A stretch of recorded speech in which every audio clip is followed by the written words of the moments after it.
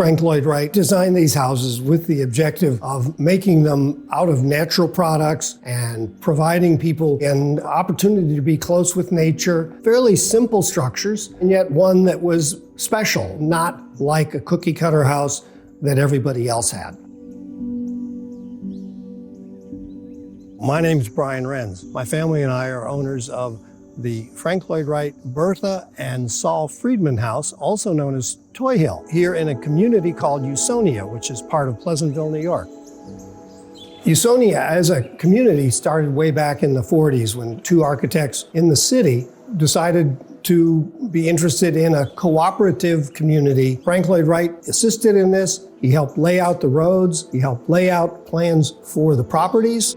We've had the opportunity to meet the Friedman family, and as a matter of fact, we even have a video. It showed this house being built and other neighborhood houses, including Frank Lloyd Wright being present and active on the site. Not aware that this video's ever been published before, so getting the opportunity to see it and keep it was a tremendous gift from the Friedman boys.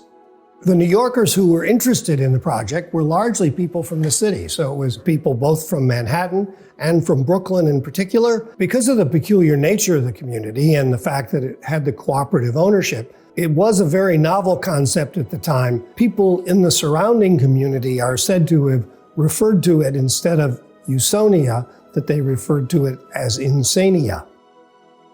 Some aspects of Wright's plan for Usonia didn't end up happening just the way he expected, but there's no question that his interests and activity here live on with the current residents in Usonia. The first thing you'll notice as we walk up to the house is this most unusual carport. It's said that Frank Lloyd Wright was the first person to put car and port together, something he did throughout the country. His homes rarely had garages. This particular carport is most unique. It's a single pillar of concrete with a 20-sided polygon of concrete that some people have described as a mushroom. The experts on Wright will suggest that he probably thought of it as more of a tree. Other people look at it and see a concrete spaceship.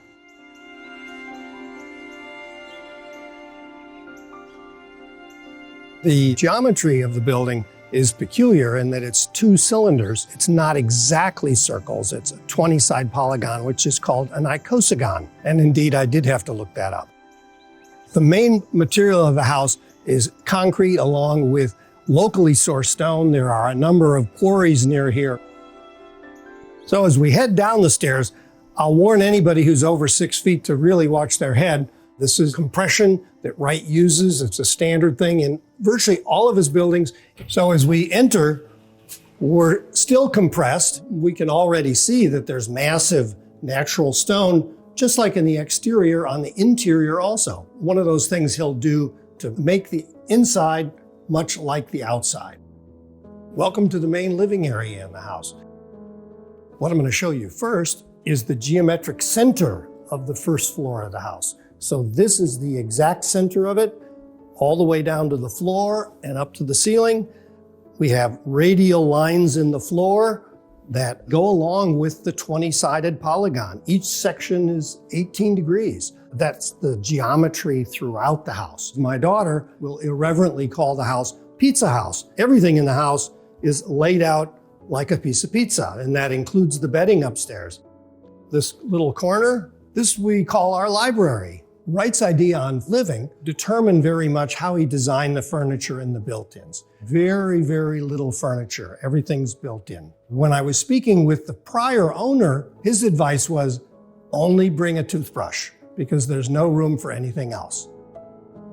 When we moved into the house, one of the first things I wanted to do was get these two chairs. They're a longtime personal favorite of mine. These were first designed at Frank Lloyd Wright's studio. They're called origami, and they're seen in a lot of Wright homes. To me, they were just perfect for the spot. Here we have an example of Frank Lloyd Wright's most famous chair, the barrel chair. Originally was at Taliesin. One of the prior owners added 6 of these chairs to the house, not part of the original furniture.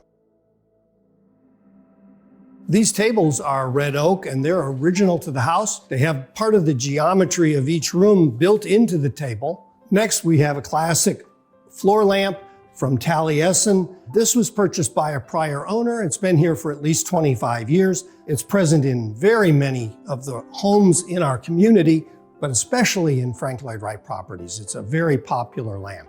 My son designed this mirror. It's designed with the geometry of the house in mind and the color of the house in mind, and we find it so nice to be able to contribute to the art and the style of the house. When we were moving here from Florida, the reason I included our grand piano was that the original Frank Lloyd Wright plans for the house include a grand piano in the floor plan. And music was an important part of the story of the house. The community had a singing group that would meet here, and they would all sit on stools around. The community always felt that they had a stake in this house. One of the early clients in the cooperative was Roland Risley. He has recently turned 100, and he still lives in the same house that he hired Frank Lloyd Wright to build for him when he was just 26 years old. And he's the oldest living Frank Lloyd Wright client in the entire world. I'm Roland Risley, and I'm the owner of this house, known as the Risley House, which was designed for me by Frank Lloyd Wright. My wife and I actually met at Cornell. In 1950, we married. At that point, we were wanting to build a home and put down roots for a family, and we were told there's a community building affordable homes supervised by Frank Lloyd Wright. Well, let's go take a look. And it was a cooperative that was really an idealistic, egalitarian cooperative. We liked that idea. We liked the land, we liked the community. The people who joined Usonia, everybody accepted the idea of Wright and his disciples and Wright approving on the design.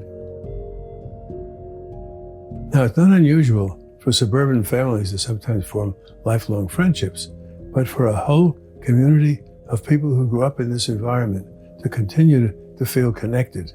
And we have a gathering or reunion of some kind here every 10, 15 years. And they come and they want to show their spouses, their children, their grandchildren, where they grew up and how it was.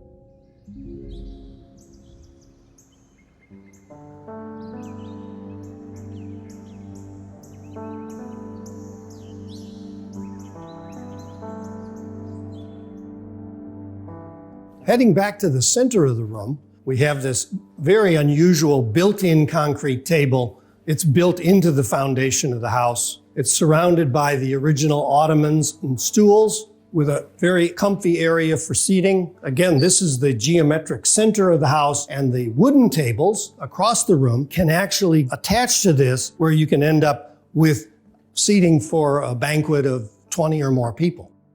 Heading back toward the kitchen, I'll point out that Frank Lloyd Wright wouldn't call this a kitchen. He would always call this workspace. So it's an area that wasn't meant for socialization. Normally now, the kitchen is part of the center of the house as far as socializing also. Almost all of the area here in the workspace is original. We have original cabinetry. Notice the peculiar shape of the cabinets. The peculiar shape of the cabinets is largely due to the fact that the walls are not vertical, they're not straight. So because of the walls being slanted, the cabinets also have a slant built into both sides to make them symmetric. One peculiar result of that is that on opening the cabinet doors, one needs to be careful because it will hit you in the face. To show you the second floor, we need to go up Frank Lloyd Wright's circular stairway. One of the key things here is always having a hold of the handrail. They do look a little bit dangerous. Welcome to the second floor. Here at the top of the stairs, there's a couple of interesting things. We have 3 vent holes that are very strange. They're at the top of each of the 3 bedrooms. They provide ventilation to be able to flow through, but they're one of the sources of one of the big problems in the house when we have guests. I always have to warn a guest that there are no secrets here because you can hear everything. Welcome to the second floor loft. Wright called this play space, And this is a favorite place for our granddaughter. So again, Wright named this play space, and that's how we use it. It's a natural place for the family to get together in the evening, listen to music, watch TV, play a game. So it really works out quite nicely as Wright had laid it out. Here on the second floor loft, you have perhaps the best view of the outside of the house, and you have a very dramatic view of the inside of the house. The beam here is actually structurally very important. It goes through both sides of the chimney. It supports the roof on this whole half of the house. Remember, the edge of the roof here, like in the rest of the house, is concrete, so it's quite heavy. Be very difficult to support it with a wooden frame. So it's supported by this massive steel girder. As we head back to the primary bedroom, compared to a typical suburban home, it is quite small, but you have to remember everything is built in. The double dresser is of particular interest because of some of the special things the cabinet maker had to think of. Notice the scroll cutting along the edge of the natural stone. The shape of the cabinet is an irregular piece of pizza, and all of the drawers have to be custom made to shape to fit that. Here's an example of that. So it's not rectangular, it's not square, and it would be something that they would definitely have to pay a lot of attention to. People are always shocked by the size and shape of the bed. Basically, it's the size of a queen mattress at the top, and it works out that it's the size of a twin bed at the bottom. Again, it has the same geometry as all of the rooms in the house. This bed has never been moved. The wooden boards in the base of the bed are nailed to the floor. It's always been here. It's always been the same size. And surprisingly, it works. When quizzed about this, Wright would respond, everyone he ever knew was wider at their shoulders than at their feet. So he didn't think it was a problem, but he didn't choose to have a bed like this himself. Most people, when you ask me anything about Frank Lloyd Wright, oh yeah, well, not a very nice guy, arrogant, egocentric, his houses cost too much, left his wife and 5 children, ran over with the wife of a client, his roofs leaked. So after a conversation with Mr. Wright and some correspondence, he sent us a set of preliminary drawings. And my wife looked and said, but look, there's no broom closet. And we told him we have a lot of books. He didn't provide the book space. And I decided I'll go down and see him. What ensued was a very, very good relationship. And Frank Lloyd Wright, in fact, became a mentor and ultimately a friend. He said, I'll redesign your house as many times as I have to until I've satisfied all of your needs. And that's exactly what happened. The relationship that I describe was seen as very unusual. Even clients with whom we got along perfectly well had issues with him. I didn't.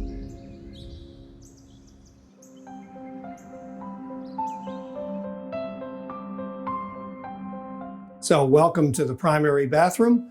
It's by far the largest in the house, even though by modern standards, it's quite petite. We have a very interesting original makeup mirror, including a stool, so you could sit and take care of makeup. One of the most peculiar things that's really hard to get your head around is that the wooden shelf system actually goes through the shower and connects to the next room, and there's a radiator in the shower. The tile that's on the wall and on the floor is not original, and I'm not really sure how long they've been here.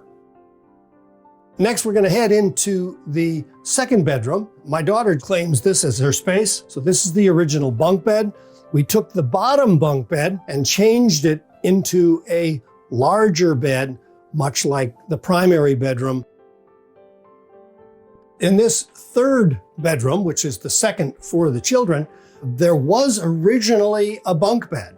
The bed on the bottom was the size of a twin bunk bed with the pizza shape. We enlarged it a little bit, and my son has the same size bed as we have in the primary bedroom. When we make changes in the house, we do get input from other people in the community. There's a lot of history in the neighborhood. We would discuss it with neighbors, especially those who have a long historical stake in the community. The community feeling that they've had from the early part of the history of the community even continues today. We could not possibly have anticipated how the house would influence our lives. The whole experience would become a central part of my life, a long life. I just turned 100, and there's now widespread scientific belief beauty in one's environment does reduce stress.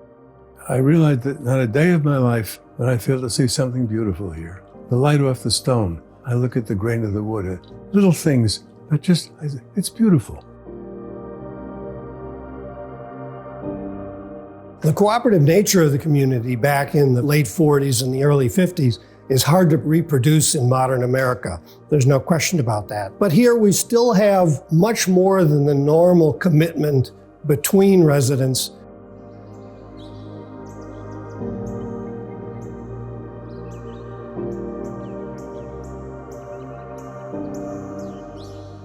For about 10 years, I've been doing architecture tours of Frank Lloyd Wright buildings at Florida Southern College. I found looking at his architecture every day and explaining it to people to be a tremendous inspiration.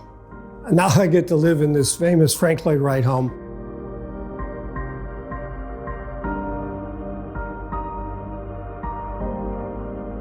From a personal perspective, we've had a lot of interesting experiences. There are lessons to learn, but we've enjoyed it a lot.